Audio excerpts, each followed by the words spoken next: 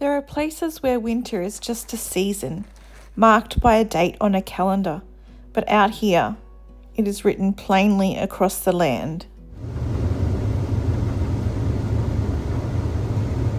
The grass goes dormant, the leaves fall, and all the deciduous trees stand bare, like quiet witnesses to the cold. We're sharing what winter on an off-grid farm in Australia looks like. There's mulching, planting, digging, hauling, but beneath all that, there's something quieter, something deeper, a conversation between us and the land. Welcome to our farm in the stillness of winter.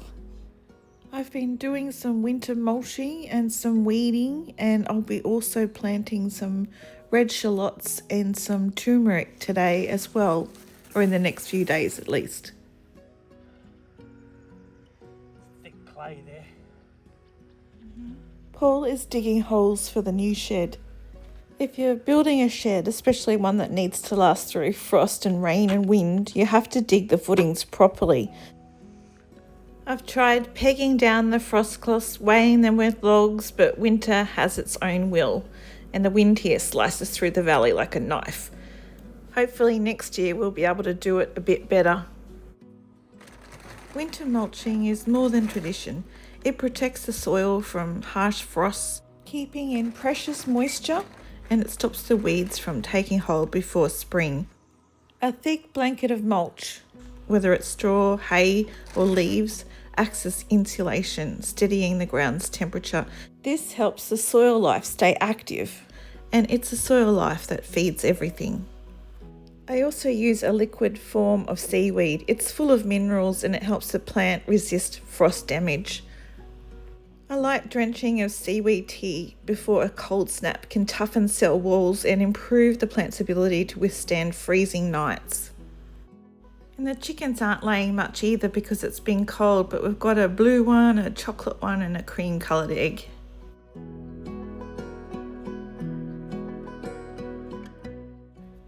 I plant the red shallots today.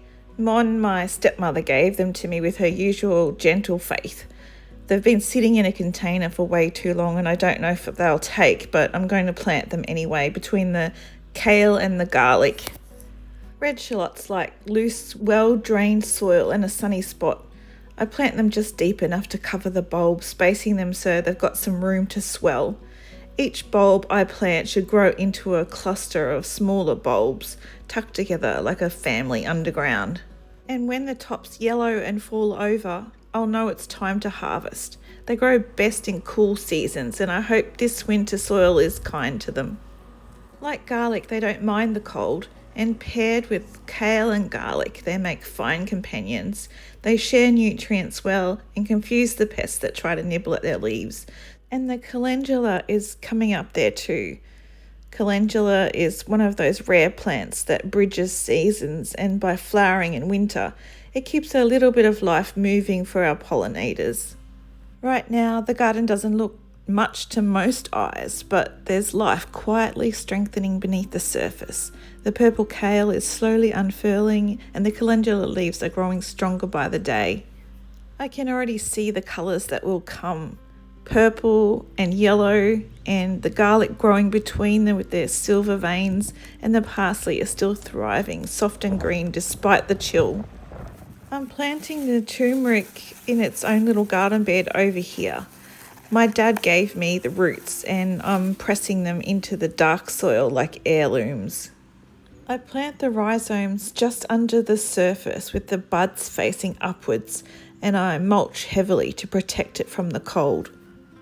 And when spring warms the earth, they'll send up lush green shoots, hopefully. They'll need steady moisture and patience, up to 8 to 10 months before harvest. And I'm creating another new garden bed here. I've put a circle in the centre, and then I've laid down cardboard in a circle shape around the outside as well. And I'm just trying to weigh it down with a little bit of soil until I can get enough soil and compost to fill it, and mulch as well. And then we got an amazing dump of rain, heaps of rain. Now the creeks are running again after 2 years of being dry, pretty much, and the water is moving like hope, gurgling over the stones, and we went for a walk along the creek. It was beautiful. a song we thought we'd forgotten. And then we had to head into town, and the road was, the causeways and the floodways was full of water.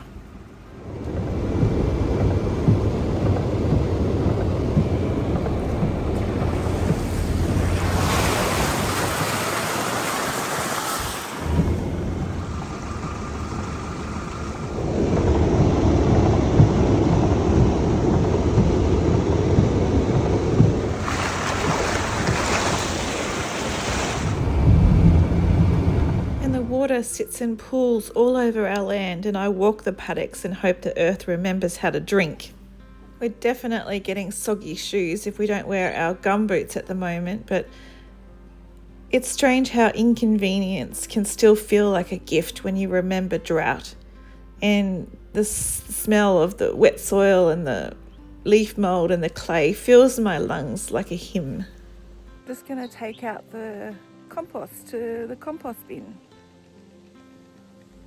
This garden bed here is just full of abundance. We've already filled one side of the new compost bay, so we're starting a new one and we'll need to turn everything again soon. Our compost has been building our soil year by year, and you can compost heaps of different things. You can even compost hair and toilet rolls and weeds, all sorts of things. Most mornings we lose water pressure.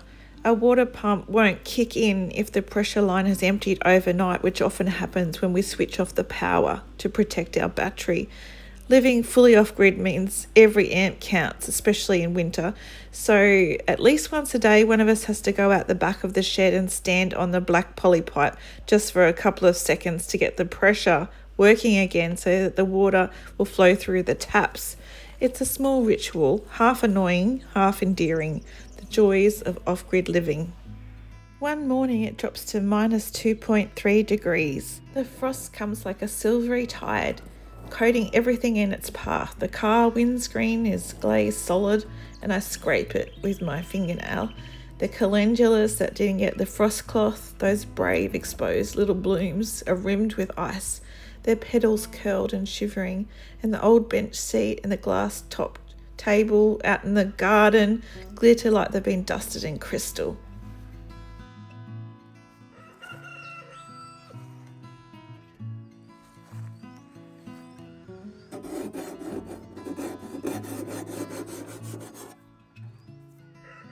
Even the steps to the outhouse are covered in ice and very slippery.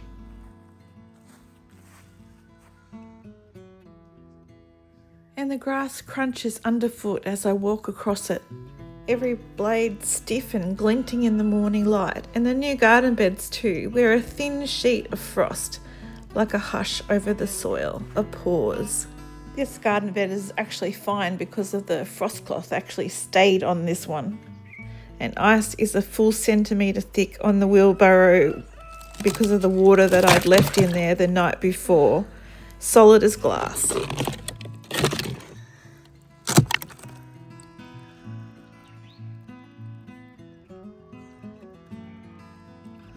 I walk through the garden and speak softly to the plants. I hope they're listening. I hope they're strong. We headed back up to Brisbane to see Christy, Scott and Lincoln and load up the last of what they've donated to us. The last greenhouse, a halved water tank and a big bougainvillea with roots so deep we had to ratchet it onto the trailer because it was so heavy. I'm not sure this bougainvillea is even going to survive the cold weather down at our property.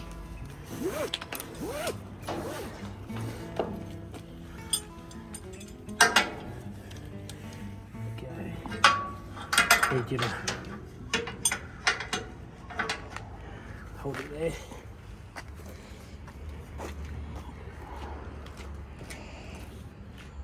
Do I have to ratchet? Will I have to ratchet? You will in a sec, yeah.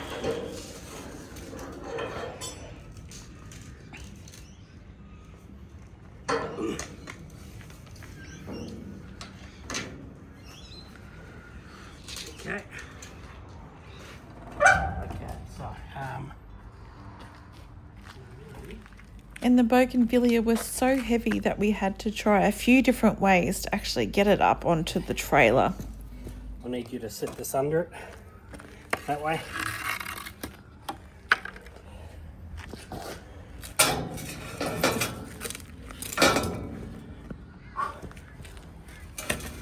Oh, it's going to be too slippery.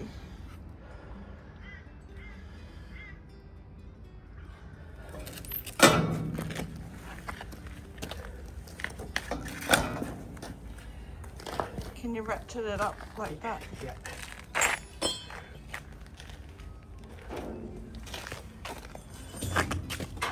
Do you want me to hook that back on?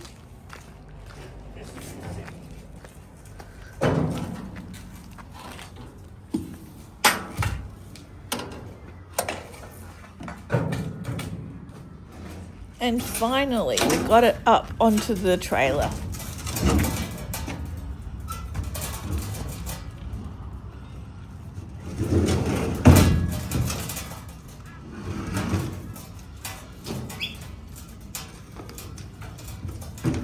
That's very heavy. Welcome to the jungle. It's all just fun and games. The last little greenhouse is quick to pull down and the tank fits snug on the trailer. We actually already had the top half of the water tank and we'd planned to turn it into a garden bed, but now that we're back here for the bottom half as well, we're hoping to make it whole again, so we'll show you that when the time comes. We just need to get a plastic welder to seal the two pieces together.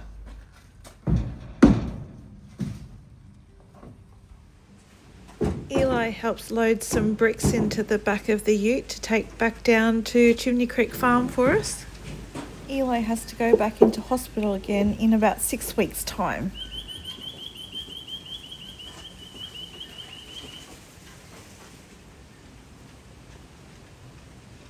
And back home on Chimney Creek Farm, the strawberries are flowering. Little stars against the cold. I kneel down to admire them. And we get a double yolker from our chicken eggs.